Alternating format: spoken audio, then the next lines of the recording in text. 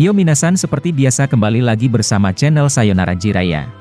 Video ini merupakan lanjutan dari pembahasan kita mengenai pertarungan 3 arah antara Boruto, Kawaki, maupun seorang kode.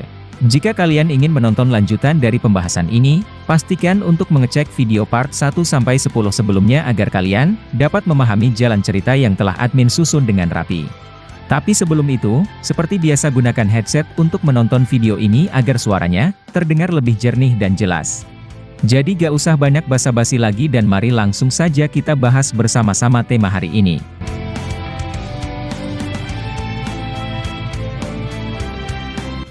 Pada adegan terakhir di video part 10 kemarin, Kashin Koji menginginkan nyawa Amado atas apa yang dia lakukan kepadanya. Dia datang menuntut balas karena Amado telah menjadikannya umpan untuk melawan Ishiki. Walaupun Shikamaru telah menjelaskan bahwa tak ada pilihan lain, Koji tetap marah dan ingin menemui Amado secara langsung. Kemudian, adegan berbeda diperlihatkan di mana seorang kode menyatakan ingin membantu Kawaki melenyapkan Boruto. Karena kode menilai bahwa Boruto merupakan musuh utama mereka berdua. Jadi, ini kesempatan bagi Kawaki maupun kode untuk bekerja sama dalam membunuh Boruto. Namun, Kawaki menolak ajakan darinya dan berkata, ingin membunuh Kode dan Boruto dengan alasan, demi melindungi desa Konoha dan dunia shinobi. Nah, itulah adegan terakhir pada pembahasan kita, dalam video part ke-10 kemarin dan sekarang, mari kita lanjut pembahasannya pada video part ke-11 ini.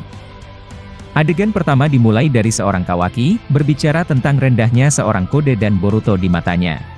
Dengan muka emosi Kawaki kemudian berkata, kalian adalah parasit yang pantas untuk dilenyapkan dari bumi ini. Apalagi kau Boruto, kau adalah Otsutsuki yang telah menerima kekuatan Momoshiki. Apa kau sadar kalau dia masih ada di tubuhmu dan mencoba mengendalikanmu? Boruto kemudian menjawab, walaupun begitu, kami sedikit memiliki hubungan spesial yang tidak pernah kau sangka.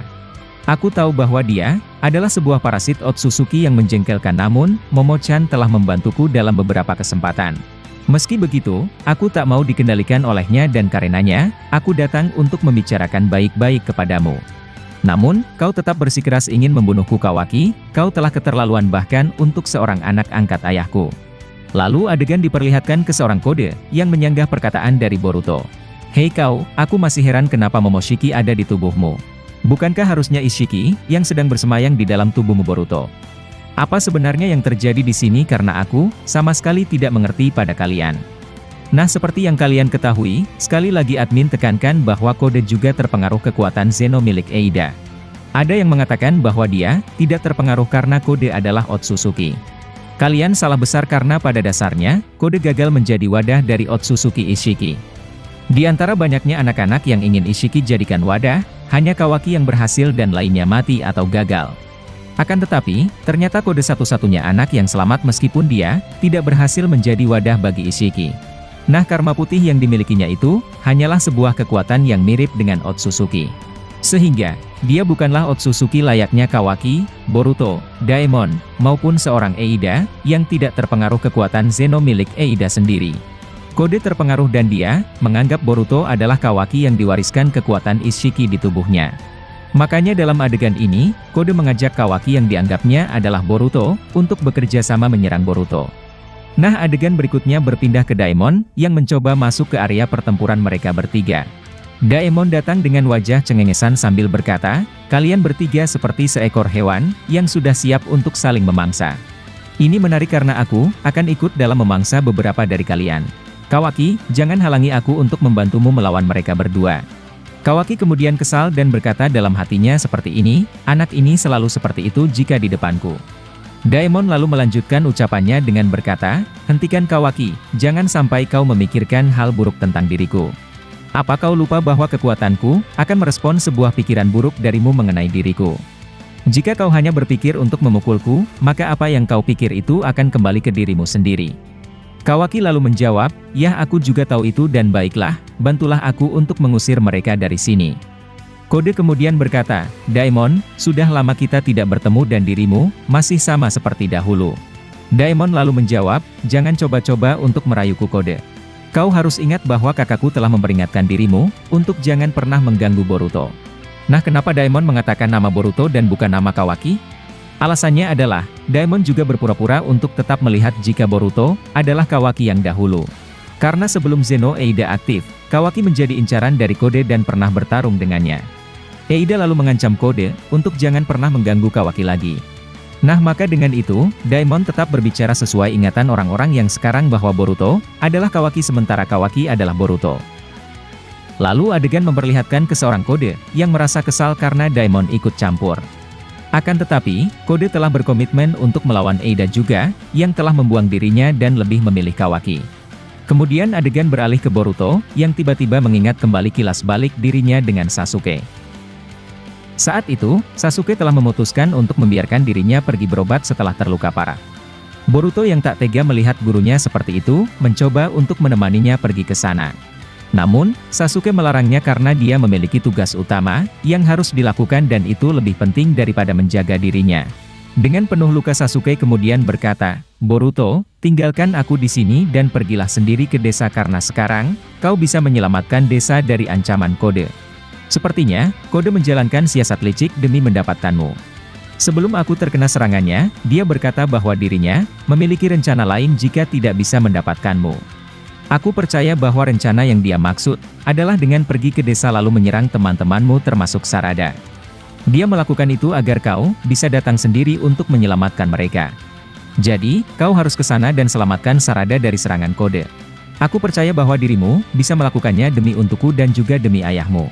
Boruto kemudian berkata, "Tapi Paman Sasuke, kamu akan pergi kemana dan berobat di mana?" Sasuke lalu menjawab, "Kau tidak perlu khawatir karena aku memiliki banyak tempat yang bisa dituju. Aku dulu pernah singgah di beberapa tempat yang mana tempat itu memiliki sebuah pengobatan tingkat tinggi. Dan kau jangan lupa jika aku memiliki seorang guru yang hebat dalam hal seperti ini." Boruto terlihat penasaran dan bertanya, mengenai siapa yang Sasuke maksud. "Siapa itu guru? Jangan bilang kalau dia adalah Orochimaru sama." Sasuke kemudian menjawab, "Tebakanmu benar Boruto karena dia bisa mengobatiku dengan banyaknya pengalaman yang dimilikinya." Boruto kemudian berkata lagi, "Bukankah Orochimaru berada dekat dengan desa Konohaguru?" Sasuke lalu menjawab, "Kau benar Boruto maka dengan itu, aku membutuhkanmu untuk mengalihkan mereka.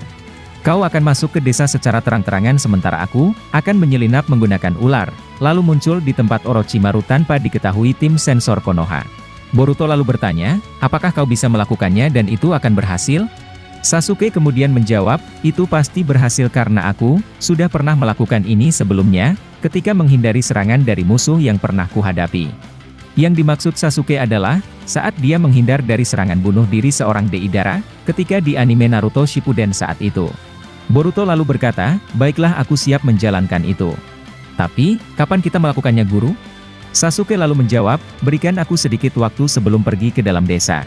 Mulai dari sini, kau harus berjalan ke sana untuk melihat situasi, mengenai apa yang dilakukan Kode. Jika dia sudah mulai bergerak menuju ke desa, kau bersiap berpindah menggunakan portal karmamu, dan muncul tepat di hadapannya. Buatlah mereka sibuk selama mungkin dan itu akan memberikanku waktu untuk bisa menyelinap ke desa. Jadi untuk sekarang, tinggalkan aku di sini dan kejarlah Kode secara diam-diam. Aku akan mengikuti jejak yang akan kau tinggalkan di perjalanan." Nah kemudian, mereka pun melakukan rencana tersebut dan itu dilakukan dengan cara perlahan. Meskipun Sasuke dalam keadaan terluka, dia masih bisa bergerak dan mengikuti jejak Boruto yang mengejar Kode ke desa. Lalu setelah adegan kilas balik tersebut, kita kembali ke adegan sebelumnya di mana Boruto berharap rencana mereka berhasil. Boruto yang saat itu berhadapan dengan Kode, Daemon, dan juga Kawaki, merasa senang karena rencananya berhasil mengulur waktu untuk Sasuke. Boruto kemudian berkata, "Baiklah aku siap menghadapi kalian semua jika memang kalian ingin mencoba membunuhku." Momoshiki dari dalam tubuh Boruto kemudian berkata, "Rencana Uchiha dan anak ini ternyata berhasil. Tak kusangka bila Uchiha sialan itu masih bisa menyusun rencana sebaik ini. Jadi, pasti Sasuke tidak mati seperti yang orang-orang katakan. Dia pasti sedang terluka dan itu menjadi jawaban jelas pada Boruto chapter 81 kemarin." Lalu kemudian, adegan beralih ke Kashin-Koji, yang marah dan melancarkan serangannya kepada Sai dan Konohamaru. Dia mengeluarkan teknik api abadi miliknya, secara besar-besaran yang membakar hutan di situ. Shinki mencoba menahan serangan tersebut namun, dia kewalahan sehingga diselamatkan oleh Konohamaru. Lalu, Koji mengguciose beberapa katak miliknya, untuk melawan mereka semua. Salah satu katak miliknya, menyemburkan minyak panas ke arah Sai dan kawan-kawan, yang membuat mereka panik dan mundur beberapa meter. Shikamaru yang merasa khawatir dengan mereka, kemudian memanggil Sakura dan tim Shikadai untuk pergi ke sana membantu mereka. Dan setelah beberapa serangan besar tersebut, Kakashi yang sebelumnya meminta izin ke Shikamaru, datang di tempat Sai sambil membawa anjing miliknya. Jika kalian tidak mengetahui kedatangan Kakashi ini, coba kalian tonton video admin part-part sebelumnya. Nah, ketika Kakashi datang ke tempat mereka, Kashin Koji kemudian menyapa Kakashi dan dia merasa jika mereka sudah pernah bertemu sebelumnya. Kakashi lalu berkata bahwa dia juga mengingat momen itu dan langsung menyerang Kashin Koji. Nah, itu tadi adegan terakhir dari pembahasan kita pada video part ke-11 kali ini. Untuk kelanjutannya, kita akan bahas kembali prediksi dan teori tersebut pada video part ke-12 nanti. Mungkin itulah informasi kali ini yang dapat admin sampaikan kepada kalian semua. Masih banyak prediksi atau hal-hal yang akan terjadi ke depannya, yang bakalan kami bahas tuntas di channel ini. Dan jika kalian suka dengan pembahasan teori maupun fakta di channel kami, jangan lupa untuk selalu stay menunggu dan selalu berlangganan. Sampai jumpa di video selanjutnya dan salam Shinobi.